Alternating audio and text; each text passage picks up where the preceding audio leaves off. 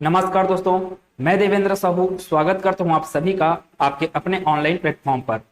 दोस्तों, व्यंजन संधि पे हम लोग चर्चा कर रहे थे और उसके अंतर्गत में 10 नियमों को हम लोग कवर कर चुके थे।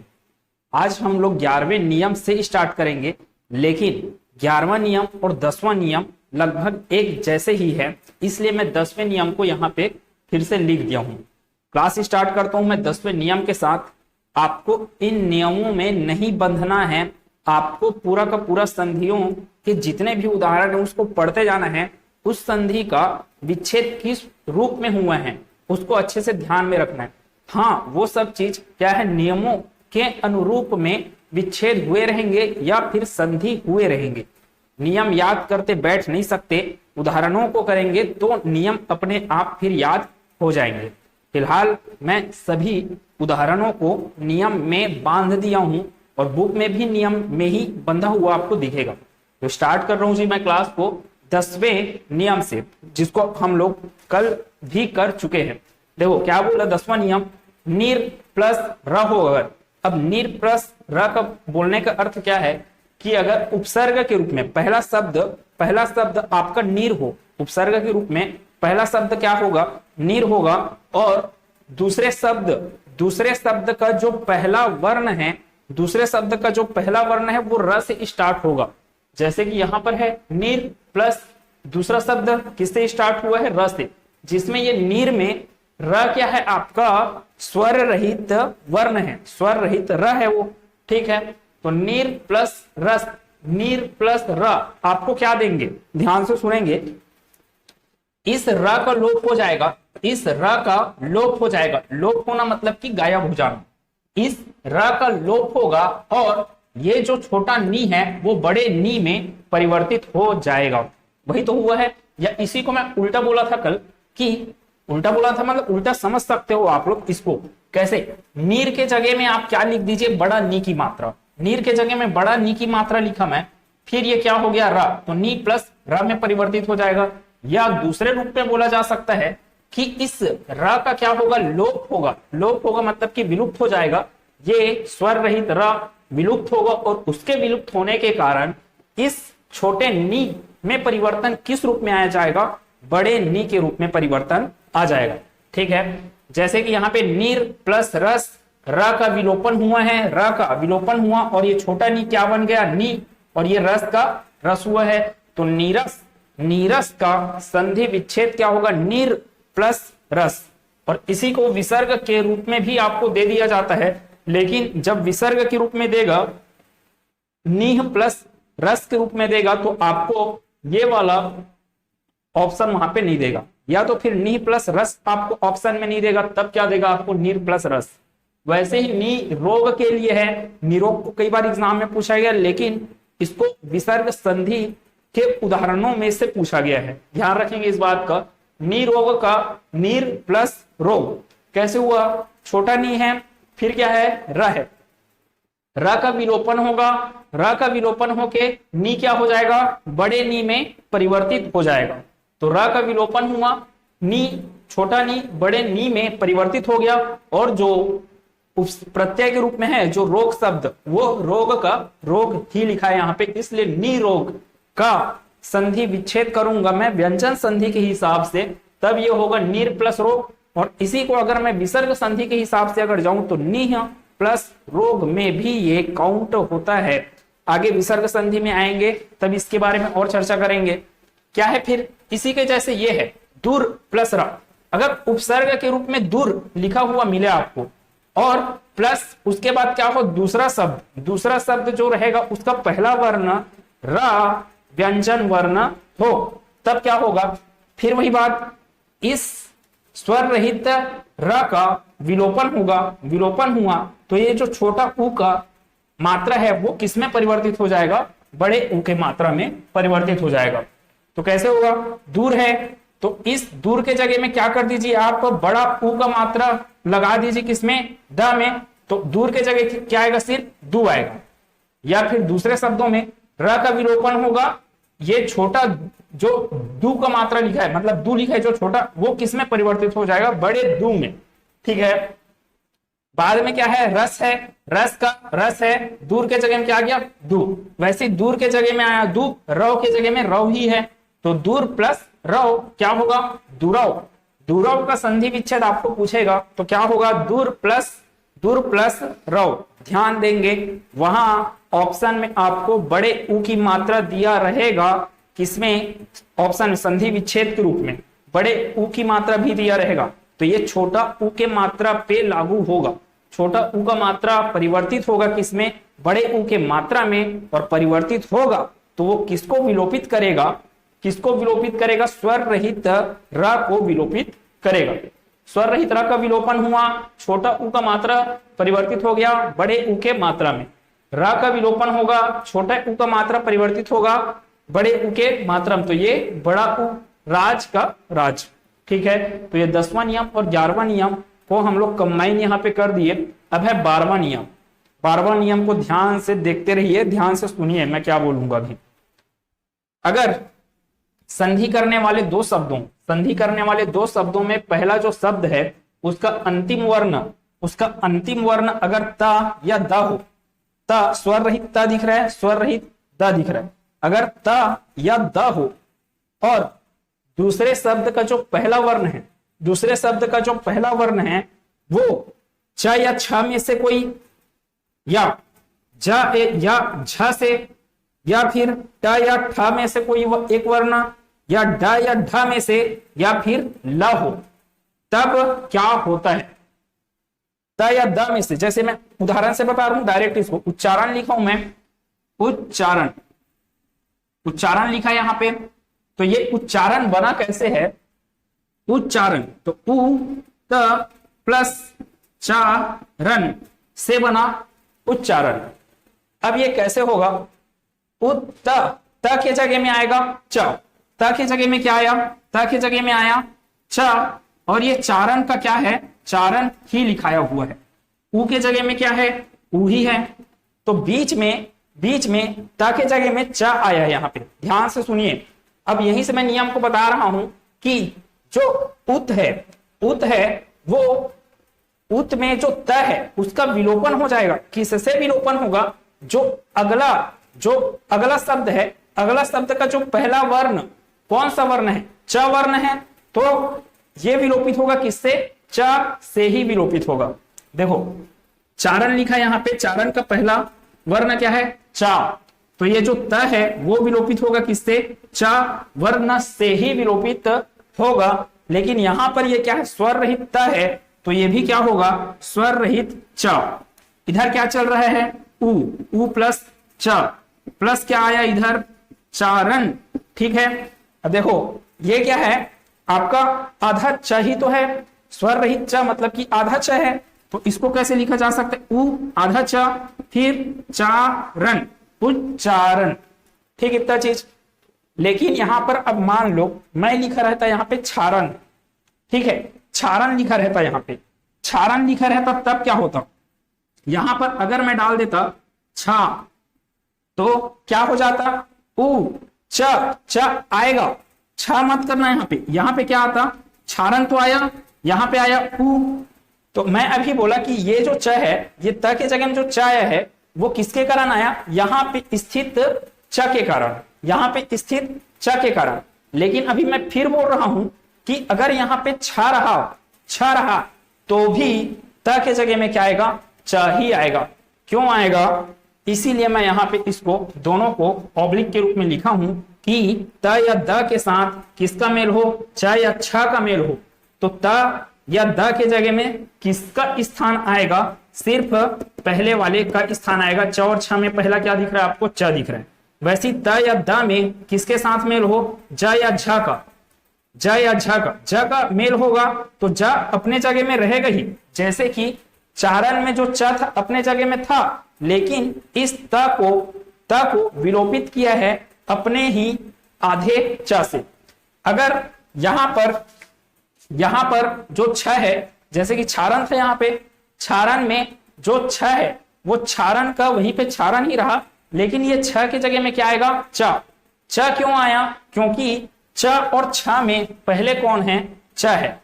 ठीक है, एक बार और पूरे उदाहरणों से समझते हैं। देखो उत प्लस चारण, त का विलोपन हुआ, त की जगह में क्या आ गया, च आया। यहां पे चारण का चारण, उ का उ है, तो उच्चारण का संधि विच्छेद क्या हो गया, उत प्लस चारण। सत प्लस चरित्र, चरित्र का चरित्र है, सत्य में स का स है, ये त विलोपित होगा किससे, इस च से, तो त विलोपित हुआ च से, त स्वर रहित था तो च भी क्या आएगा, यहाँ पे स्वर रहित आएगा, या आधा च बोल सकते हैं। वैसे सत प्लस चेष्टा है, या सचेष्टा लिखा है, यहाँ पे सचेष्टा लिखा है, तो ये क्या होता, सच, आधा च आया ना, ये च किसको विलोपित करके आया हुआ है, वो आया है त से, त को विलोपित करके क्या आया, च आया, और कोई जरूरी नहीं है आपको उत ही दे, उद भी दे सकता है, वो भी क्या हो जाएगा, सही ही कहलाएगा। उत लिखे चाहे उद लिखे। अब एग्जाम में उच्चारण का संधि विच्छेद आपको कभी नहीं दिखेगा, उत प्लस चारण और साथ में ही बी ऑप्शन करके उद प्लस चारण, दोनों नहीं दिखेंगे। और दोनों अगर दिख रहे हैं तो सबसे ज्यादा हिंदी में जो प्रयुक्त होता है वो होता है आपका उत, त प्रयुक्त होता है, इस चीज को ध्यान रखेंगे। वैसे ही मैं बोला देखो, सत चरित्र का सत प्लस चरित्र, या फिर त वाला किसमें विलोपित होगा, त विलोपित होगा, चरित्र का पहला वर्ण क्या है, च है, च और छ में पहले कौन है, च, तो च के हिसाब से ही ये त क्या होगा, विलोपित होगा, तो यहाँ पे त की जगह क्या आ जाएगा, आधा च। फिर मैं बोला मान लो इस चरित्र के जगह में छरित्र लिखा रहता, ऐसा कुछ होता नहीं है, मैं एग्जाम्पल दे रहा हूं। यहाँ पे अगर लिखा रहता छरित्र लिखा रहता, कहां पे बोल रहे हैं, ये सत प्लस चरित्र में च की जगह क्या लिखा रहता, छ, तो ये क्या होता, छरित्र तो आता, स का स रहता, ध्यान से सुनिए, स का स रहता, ये हो गया छरित्र हो गया। अब यहां पर छ है तो ये छ पालन करवाएगा किसको, त को पालन करवा के छ नहीं बनाएगा, इस चीज को ध्यान रखिए। च और छ में पहला कौन आ रहा है, आपका च आ रहा है, इसलिए वो छ इस त को पालन करवाएगा कि तुम क्या बन जाओ, च बन जाओ, तो त के जगह में क्या आएगा, च ही आएगा, चाहे इसमें चरित्र लिखा रहे चाहे छरित्र लिखा रहे, ठीक है। वैसे सत प्लस चेष्टा, सत प्लस चेष्टा क्या हो जाएगा, सत प्लस चेष्टा, सत चेष्टा होगा, त विलोपित हो गया किससे, च से।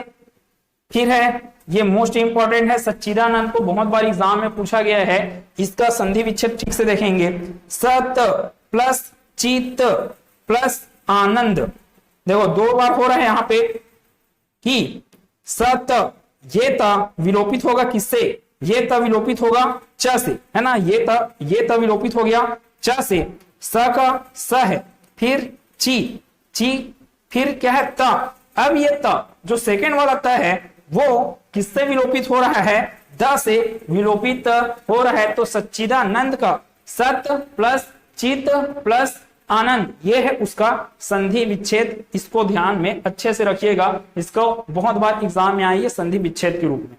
फिर है शरत चंद्र, शरत प्लस चंद्र, शरत प्लस चंद्र, सर, फिर ये त विलोपित होगा किससे, च आया है यहाँ पे, च या छ में से कोई जो क्या आया, च आया, च के हिसाब से विलोपित होगा, तो त की जगह में क्या लिखना है अपने को, च लिखना है, बाकी चंद्र है तो इधर भी क्या आ गया, चंद्र आ गया।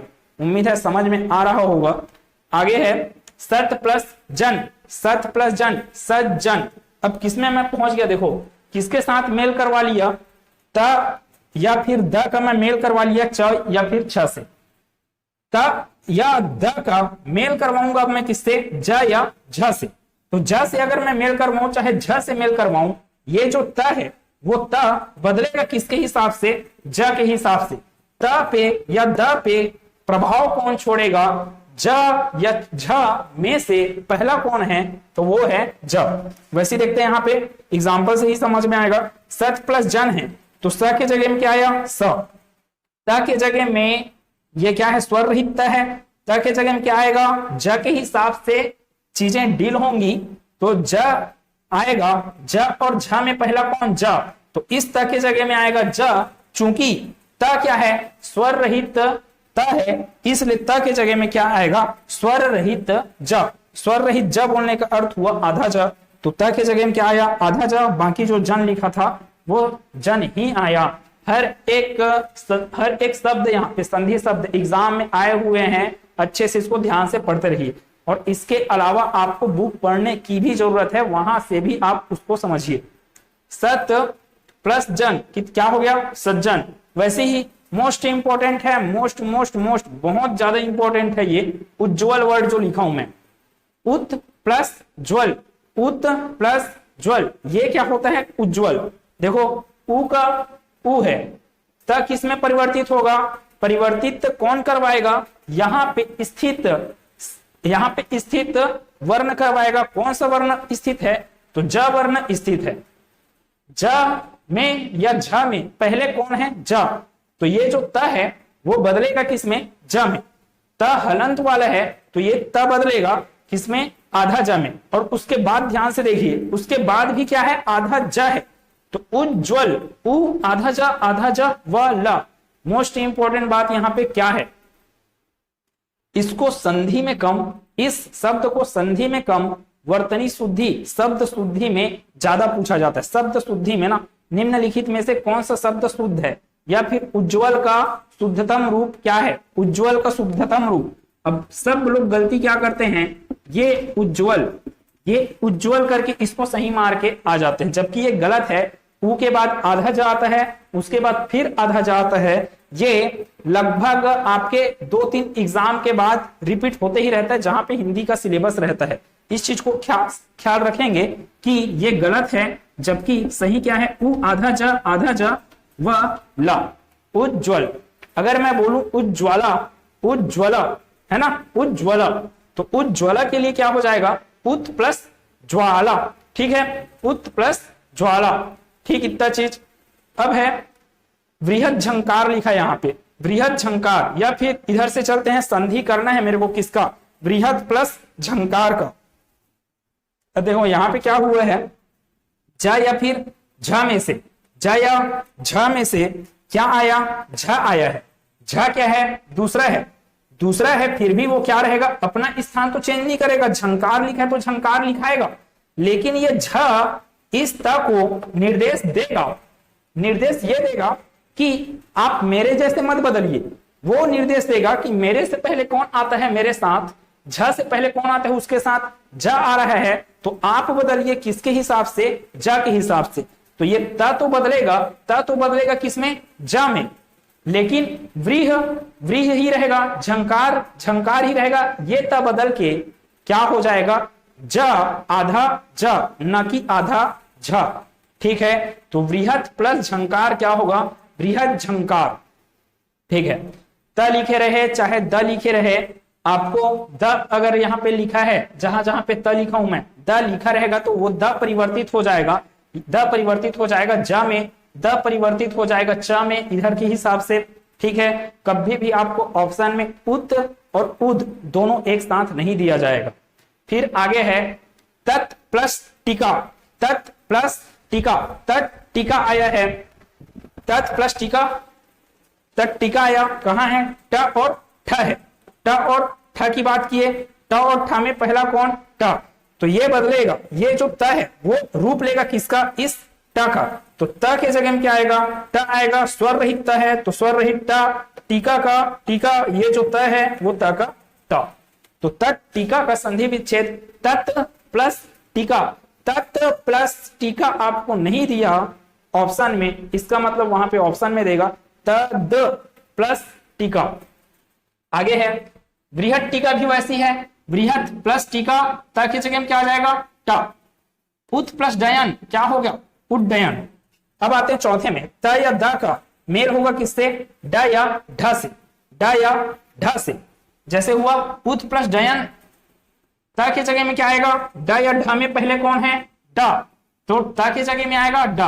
त स्वर रहित है तो ड भी क्या आएगा, स्वर रहित आएगा। ये क्या है, स्वर रहित, हलंत है ना, ये इसमें लगेगा हलंत, ये पूरा का पूरा है डयन का डयन, ऊ का ऊ, त के जगह में आ जाएगा ड आएगा। कौन सा ड आएगा, स्वर रहित ड आया। स्वर रहित ड क्यों आया, क्योंकि वह स्थान लिया है, स्वर रहित त का ही स्थान लिया है। उत प्लस लास। अब आते हैं किसके बारे में, ल से आते हैं। तो उत प्लस लास तब परिवर्तित होगा किससे, अब ल तो अकेला है, ल के हिसाब से ही परिवर्तित होना पड़ेगा किसको, त को। तो त के जगह में क्या आ जाएगा, ला। त स्वर रहित है, इसलिए त के जगह में क्या आएगा, स्वर रहित ल आएगा। लास लिखा है तो यहाँ पे लास है, ऊ के जगह में ऊ है। ये जो त है वो परिवर्तित हो गया किसमें, आधा ला में। तो उल्लास बहुत बार एग्जाम में आया उल्लास के बारे में। तो उल्लास आया है तल्लीन, दो चीजें बहुत आया, उल्लास और तल्लीन। उत प्लस लास, उल्लास।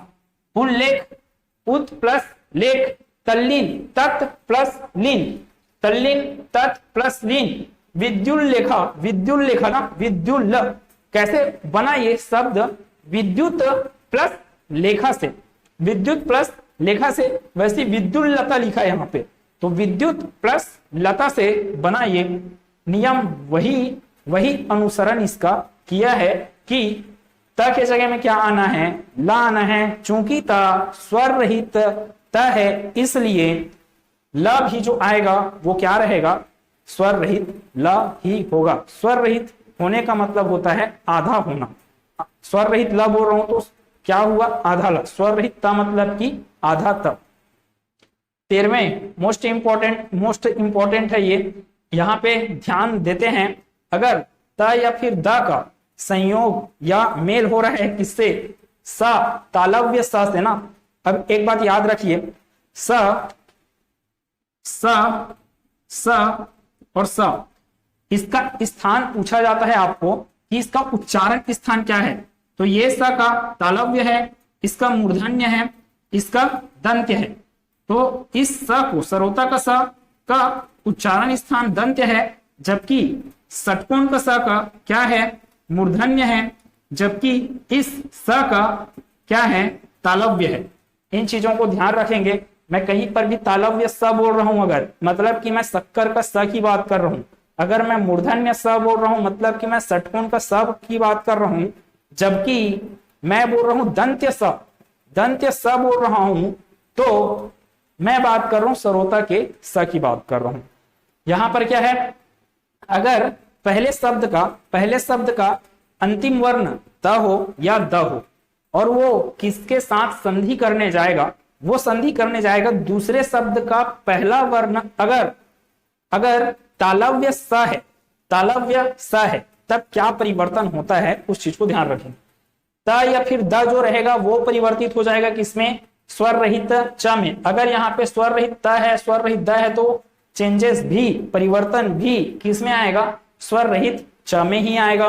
वैसे ये जो स है, स परिवर्तित होगा, छ में परिवर्तित होगा।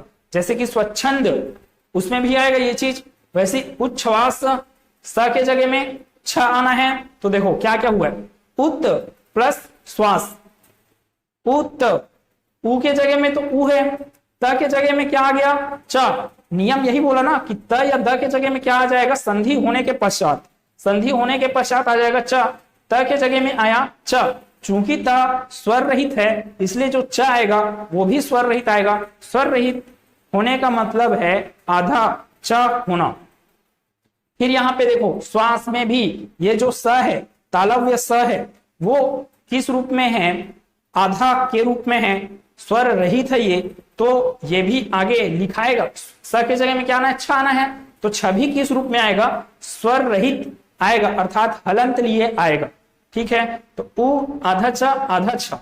ध्यान देंगे अच्छे से मात्रा पे। अगर इस छ को पूरा का पूरा लिख रहा है तो वो गलत लिख रहा है। छ क्या होगा, आधा छ के रूप में रहेगा। तो उच्छ्वास, बहुत बार एग्जाम में आया। उच्छ्वास का संधि विच्छेद क्या है, तो उत प्लस श्वास। नियम मेरे को याद नहीं रहेंगे, मेरे को संधियां याद रहेंगी, उनका विग्रह या विच्छेद मेरे को याद रहेगा। इसलिए मेरे को संधि को बार बार पढ़ते रहना है। नियम मेरे को रटना नहीं है, संधियों को देखना है कि उसका विच्छेद कैसे, किस प्रकार लिखा गया है और उसका संधि किस प्रकार हुआ है। वैसे सत शास्त्र है, कैसे बना होगा, सत प्लस शास्त्र से। देखो त का मेल हो रहा है किससे, स से। स क्या है, इस बार स्वर रहित नहीं है, इस बार इसके साथ मात्रा है। तो सा के जगह में आ जाएगा छा। सा के जगह में क्या आ जाएगा, छा। त के जगह में आ जाएगा आपका च, तो स च। हलंत त है तो ये हलंत वाला च, हलंत च बोलने का अर्थ हुआ आधा च, तो स च। फिर छा किसके कारण आया, इस सा के कारण। क्यों आया, क्योंकि नियम बोलता है कि स के जगह में क्या हो जाना चाहिए, छ हो जाना चाहिए। सत प्लस शास्त्र क्या हो गया, सत शास्त्र। आगे और उदाहरण देखते हैं। उत प्लस शिष्ट, त के जगह में क्या आएगा, चा आया। सी के जगह में आ जाएगा छी, है ना, सी के जगह में छी, तो उच्छिष्ट। तत् प्लस शिव, तच्छिव, इसको पूछा गया एग्जाम में, तच्छिव। तच्छिव का संधि विच्छेद होता है तत् प्लस शिव, त के जगह में च, सी के जगह में छी। शरत प्लस शशि, त के जगह में च, स के जगह में छ। ये जो अंक की मात्रा दिख रहा है वो इसके लिए है ना, उच्छृंखल के लिए है, ना कि इस छ के लिए। शरत प्लस शशि क्या हो गया, शरत शशि। उत प्लस श्रृंखल, उत प्लस श्रृंखल। अब आप यहां पे कंफ्यूज हो सकते हो, कैसे सर, हर जगह तो तालव्य स दिख रहा है, यहां पर तो श्रृंगी का श्री दिख रहा है, श्रृंगी का श्री।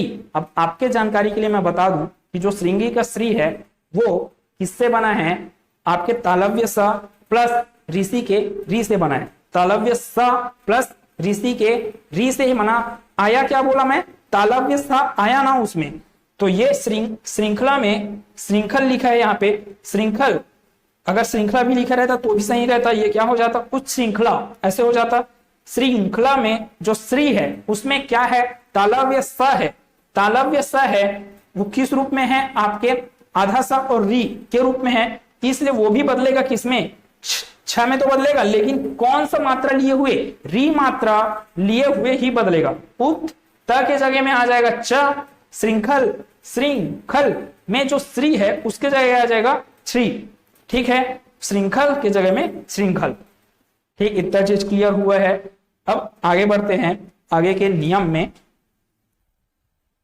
14 नंबर का नियम क्या बोलता है कि पहले शब्द का अंतिम वर्ण ई हो या फिर उ हो, और वो मेल करेगा किससे, दंतव्य, दांत से। दांत पे स्थित जो है स है और थ है, स और थ का उच्चारण स्थान क्या रहता है, दंत से ही रहता है, इसलिए स और थ, आधा स और थ ना, आधा स और थ से मेल करेगा कौन, ई वर्ण या फिर उ वर्ण।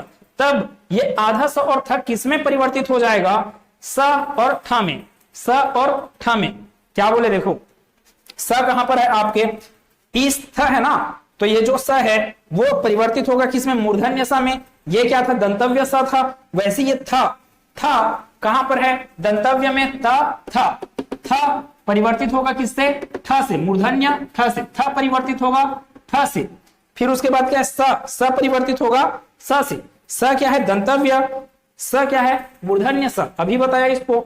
तो दंतव्य परिवर्तित हो जाता है किसमें, मूर्धन्य में। ई उ जैसे पहले था वो बाद में भी, संधि होने के बाद भी क्या रहेंगे, ई उ ही रहेंगे। जैसे प्रति प्लस स्थान लिखो मैं, प्र का प्र है, ती का ती है, यही तो हुआ ना। त में छोटे ई की मात्रा है, उसको चेंज नहीं होना है। क्यों नहीं होना है, क्योंकि नियम बोल रहा है, तो प्रति के जगह में प्रति ही आएगा। लेकिन इस तरीका ना, यहाँ पे इस्त के जगह में क्या आ जाएगा, आधा सा और था। कौन सा आधा सा, मूर्धन्य सा और मूर्धन्य था। यहाँ पे आधा सा था तो यहाँ पे भी मूर्धन्य सा किस रूप में आएगा, आधा के रूप में। तो ये प्रति आधा सा के जगह में आधा सा आया मूर्धन्य वाला, था के जगह में क्या आ जाएगा, ठ, और थान करके लिखा इसलिए हो जाएगा ठान। तो प्रतिष्ठान का संधि विच्छेद प्रति प्लस स्थान है, प्रति प्लस ठान नहीं, प्रति प्लस स्थान है। वैसे निष्ठुर के लिए क्या हो जाएगा, नी प्लस स्थूर हो जाएगा, नी प्लस स्थूर। ये आधा सा में परिवर्तित हो गया, था किस में परिवर्तित हो गया, ठ में। थू लिखा है इसलिए ये क्या होगा, थू। वही तो बस हो रहा है, हर जगह वही हो रहा है। देखो आधा सा और था किस में बस परिवर्तित हो रहा है, आधा सा और ठ में। किस वाले में, मूर्धन्य वाले में। इस था यहाँ पे लिखा, इस था यहाँ पे आया होगा स्था। अनुष्ठान में बाकी सब चीजें समान है। अनु ना लास्ट में, तो ना लास्ट में। स्था की जगह में क्या आ गया, स्था की जगह में क्या आ गया, स्था। ठीक है, वैसे फिर ये स्था की जगह में आ जाएगा स्था। प्रतिष्ठा का प्रति प्लस स्था, प्रतिष्ठापन, जैसे कि प्रतिष्ठान के लिए प्रति प्लस स्थान, तो प्रतिष्ठापन के लिए प्रति प्लस स्थापन, प्रति प्लस स्थापन, ठीक है। फिर युधिष्ठिर, मोस्ट इंपॉर्टेंट, युधिष्ठिर के बारे में बहुत बार एग्जाम में पूछा गया है। युद्ध में जो स्थिर है वही क्या है, युधिष्ठिर है। इसका पर्यायवाची शब्दों में भी उसको देखेंगे, और आपका शब्दों के लिए जब वाक्य बड़ा सा वाक्य देता है और उसके लिए एक शब्द आता है तब देखते हैं वहां पे। युधिष्ठिर है, युधिष्ठिर का संधि विच्छेद क्या होगा, युधि प्लस स्थिर, युधि प्लस स्थिर। आधा सा की जगह में षटकोण का सा वाला आधा सा मूर्धन्य सा है ना, थ के जगह में ठ मूर्धन्य ठ, तो इसके जगह में ही बस परिवर्तन होगा, बाकी क्या रहेंगे, समान रहेंगे। युधि युधि स्थिर, स्थिर के जगह में क्या आ गया, स्थिर, ठीक है। तो ये हो गया अपना 14 तक का नियम। फिर 15 में आते हैं।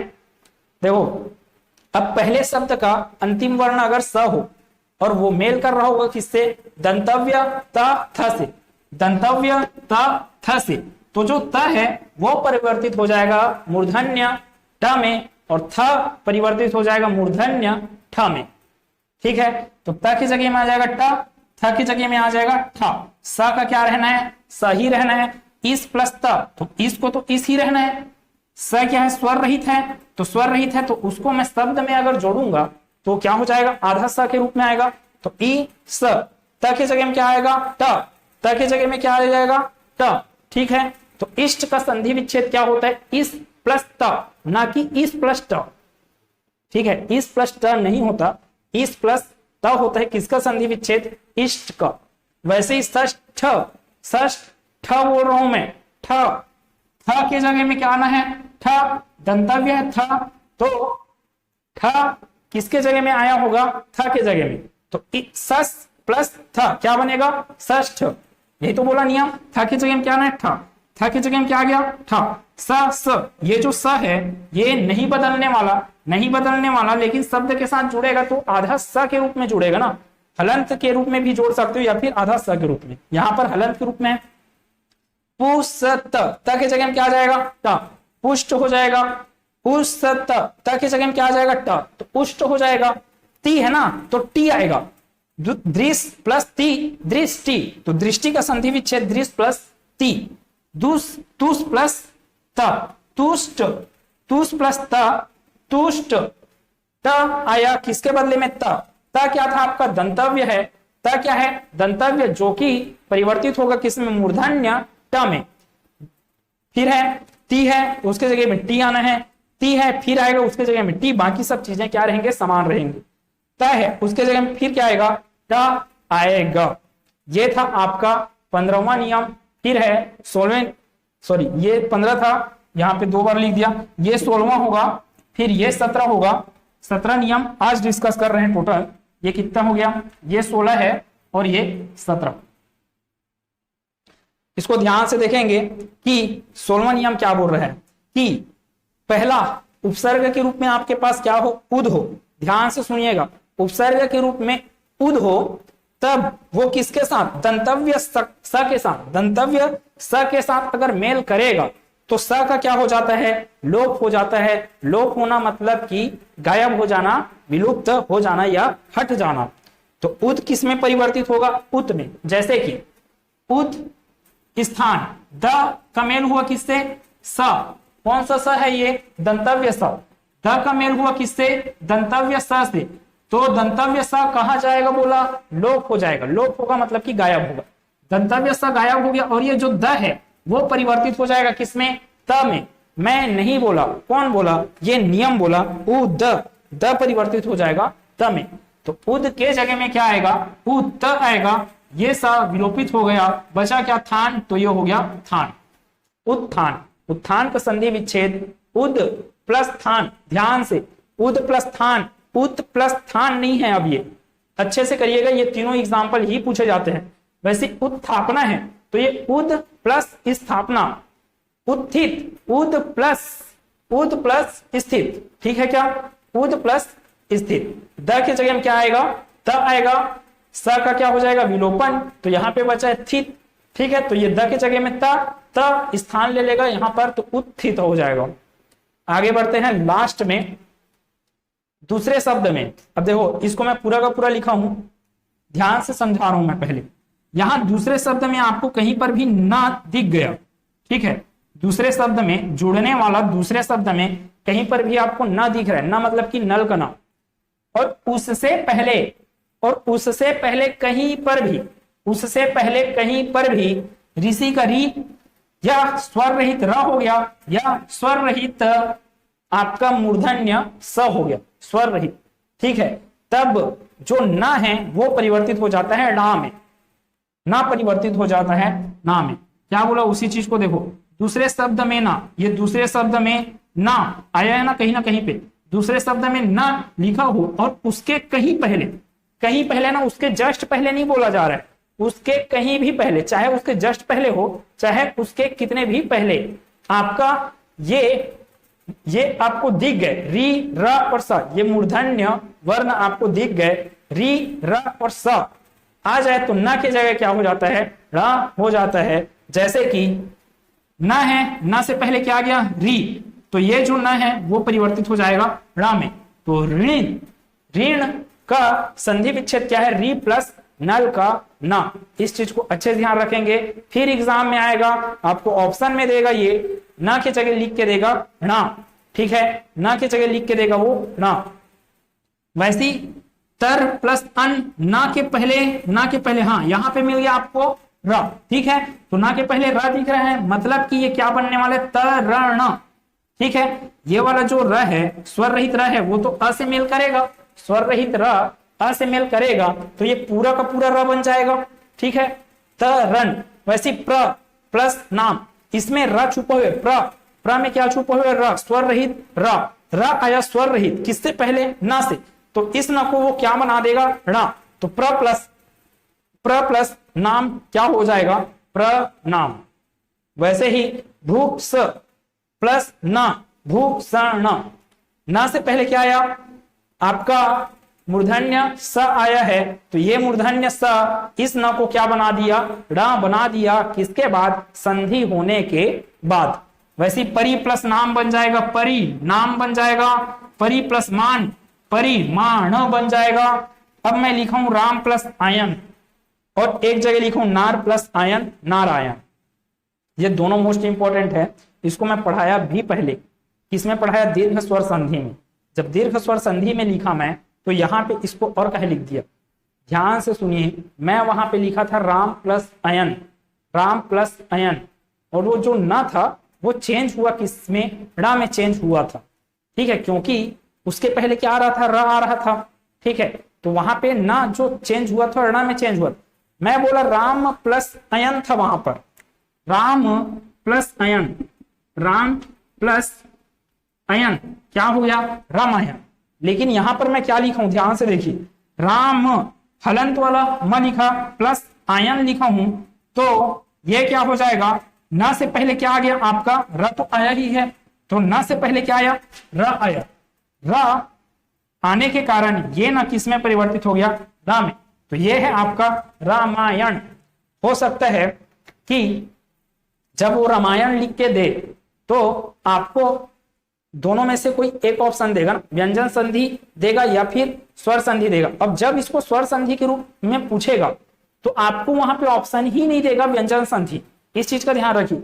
आपको वो ऑप्शन देगा स्वर संधि के 5 प्रकारों में से एक, तो इसका आंसर है दीर्घ स्वर संधि, दीर्घ स्वर संधि देगा, उसके साथ गुण, यण या अयादि, इन तीनों में से कोई एक को देगा, वहां पर वो नहीं लिखेगा व्यंजन संधि। हाँ, विसर्ग संधि भले लिख सकते हैं लेकिन व्यंजन संधि नहीं लिखेगा, क्योंकि ये पालन कर रहे किसमें, स्वर संधि में भी और व्यंजन संधि में भी पालन करते, जैसे आपको दिख रहा है। वहां पर मैं लिखा था स्वर सहित म था और अयन था, यहां पर मैं लिखा हूं स्वर रहित म लिखा हूं और आ लिखा हूं, तो ये बना है रामायण। वैसे ये नार प्लस आयन, नारायण। अब एक और आगे बढ़ते हैं, सर प्लस अन में ना से पहले क्या मिल गया, फिर आपको र मिल गया, तो आधा र अ के साथ मिलके पूरा र हो जाएगा, सरण, ना के जगह में आ जाएगा ना। वैसी विष प्लस नु, विष्णु, कृष प्लस न, कृष्ण, विष प्लस नु विष्णु हो गया, उस प्लस न, उष्ण। देखिए ना आ रहा है नल का ना हर जगह, पूरा प्लस ना, पुराण, पुराण का संधि विच्छेद पूरा प्लस ना, मर प्लस ना र, मर प्लस ना क्या हो जाएगा मरण, ठीक है, मर प्लस ना क्या बन गया मरण, यहां पे अन आएगा ना, मर प्लस अन होगा ये नानी, मर प्लस अन, क्योंकि ये हलंत है ना, स्वर रहित र अ के साथ मिलेगा तभी तो वो पूरा का पूरा क्या बनेगा र बनेगा। तो मरण का संधि विच्छेद क्या है, मर प्लस अन, ठीक है। तो आज के क्लास में इतना है, उम्मीद है कि चीजें समझ में आ रही होंगी। अभी ये खत्म नहीं हुआ है, व्यंजन संधि का लास्ट क्लास रहेगा अगले क्लास में, और उसके साथ ही हम लोग विसर्ग संधि को भी स्टार्ट करेंगे। देखिए पेचीदा है चीजें, लेकिन आप बार बार इसको पढ़ रहे हो तब चीजें एकदम से अच्छे से क्लियर होते जाएंगे। पढ़िए अच्छे से, ईमानदारी से पढ़िए, चाहे जो भी हो, कोई जॉब आ रहा है कि नहीं आ रहा है इससे परे। अब राजनीति हम लोग कर नहीं सकते हैं, इतने सारे पेच से फंसा हुआ है, जितने भी जॉब है छत्तीसगढ़ में वो फंसा हुआ है। आएगा जरूर, लेकिन जिस दिन आएगा उस दिन आप हड़बड़ी में पड़ जाओगे।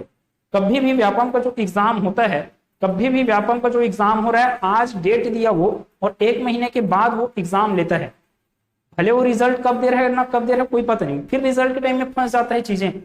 लेकिन पेपर कब होता है इस चीज को ध्यान रखिए, फॉर्म डलना चालू हुआ 1 महीने बाद पेपर होगा, 1 से आपको 45 दिन, ज्यादा 45 दिन दे दिया तो दे दिया, ठीक है।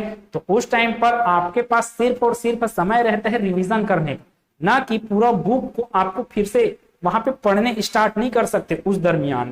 तो अभी से आप पढ़ोगे तो कोई जरूरी थोड़ी यार कि आप गवर्नमेंट सीजी गवर्नमेंट जॉब की ही बस तैयारी करो, सेंट्रल में भी आपके पास जॉब आ रहे हैं, सेंट्रल के जॉब में आपको कोई दिक्कतें नहीं है, वहां से जो आपको जॉब निकल रहा है उसमें कोई रोकने वाला सवाल पैदा ही नहीं है वहां पे, ना तो वहां पे आरक्षण का मुद्दा लग रहा है ना तो कुछ, ठीक है। तो अगले क्लास में मिलते हैं इसके आगे व्यंजन के और नियमों के साथ, और उन नियमों के बाद हम लोग चलेंगे विसर्ग संधि में। खुश रहिए, मस्त रहिए, ईमानदारी से पढ़ते रहिए, टेंशन फ्री रहिए। धन्यवाद।